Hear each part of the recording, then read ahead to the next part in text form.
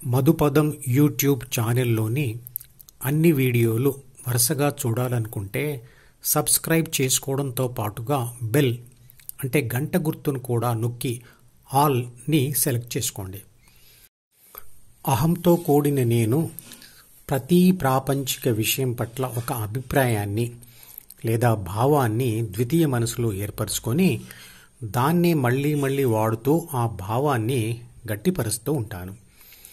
అది అలా ఉండాలి, ఇది ఇలా ఉండాలి, అందమే ఆనందం కాబట్టి నాకు అన్నీ అందమైనవే కావాలి అని అనుకోవడం అలాంటిదే.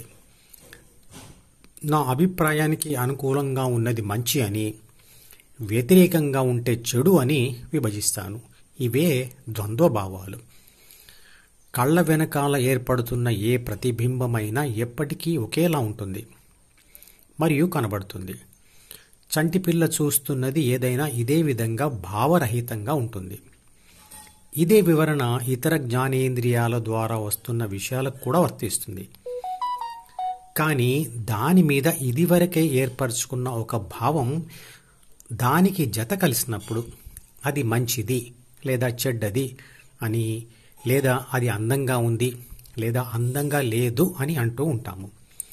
అంటే ఈ విభజన ముందు ఏర్పరచుకున్న అభిప్రాయం వల్ల కలుగుతుంది మరియు అభిప్రాయం తనలోని అహం వల్ల కలుగుతుంది మరియు అహం ప్రాపంచిక ఆత్మకు కలిగిన గెలుపు అనుభవాల వల్ల బలపడుతుంది. వీడు చెడ్డవాడు, వాడు మంచివాడు అనే తత్వ విభజన తీవ్రమైనప్పుడు విభేదాలు పెరుగుతాయి. ఎవడు మంచివాడు, ఎవడు చెడ్డవాడు అవన్నీ గుర్తుపెట్టుకోవడం మనసుకు భారం అవుతుంది. పుట్టగానే మనిషి తాను బ్రతకడానికి అహాన్ని తెచ్చుకోవాలి, దాన్ని పెంచి పోషించాలి, తప్పదు. కానీ కనీసం భోగి రోగిగా మారినప్పుడైనా యోగి కావాలి.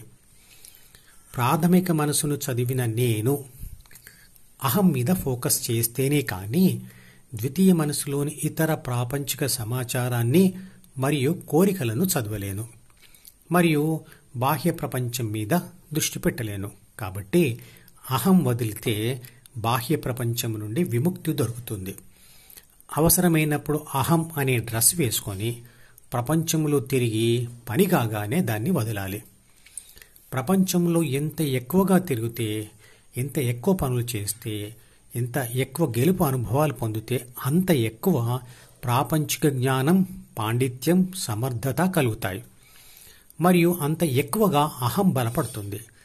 మనసులో మరిన్ని ఇతర ప్రాపంచిక సమాచారాలు మరియు కోరికలు వచ్చి చేరతాయి. దానివల్ల శాంతి తగ్గుతుంది.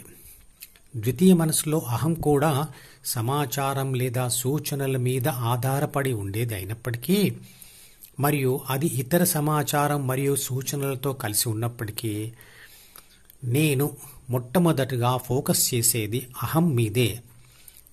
దాని తర్వాతే మిగతా సమాచారము, కోరికలు చదివి ప్రపంచంతో వ్యవహరిస్తాను. ఇక్కడ నేను అంటే ఆత్మ అని అర్థం చేసుకోండి. అహం నశించాలంటే దానికి ఉన్న బలం పోవాలి, కొత్త బలం రాకూడదు.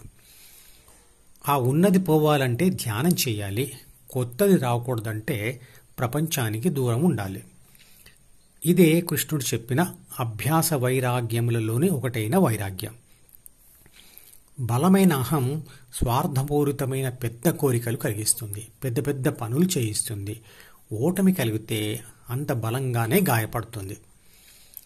నచ్చిన ఏదో ఒక కొత్త దాన్ని గట్టిగా పట్టుకుంటే ఇదివరకే పట్టుకొని ఉన్నది మరియు బాధిస్తున్నది ఊడిపోతుంది. డైవర్షన్ పద్ధతి అంటే ఇదే.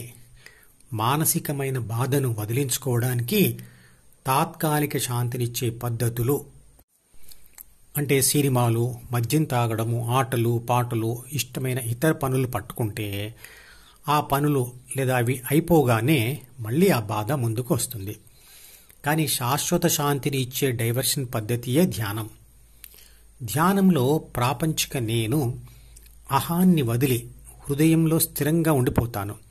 ఆ పద్ధతిలో అవసరమైనప్పుడు మనసును లేదా అహంను ఆన్ చేసే, వద్దు అనుకున్నప్పుడు ఆఫ్ చేసే శక్తి వస్తుంది.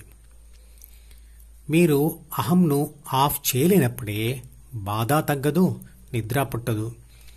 అహం వదిలిన నేను అంటే ఆత్మ బాధిస్తున్న ఉద్యోగం వదిలిన వ్యక్తిలా, జైలు నుండి బయటకు వచ్చిన ఖైదీగా ఆదుర్ద, ఒత్తిడి లేకుండా ఉంటాను. అవసరమైనప్పుడు ఒత్తిడి లేని సమర్థతతో కూడిన పనులు కూడా చేయగలను.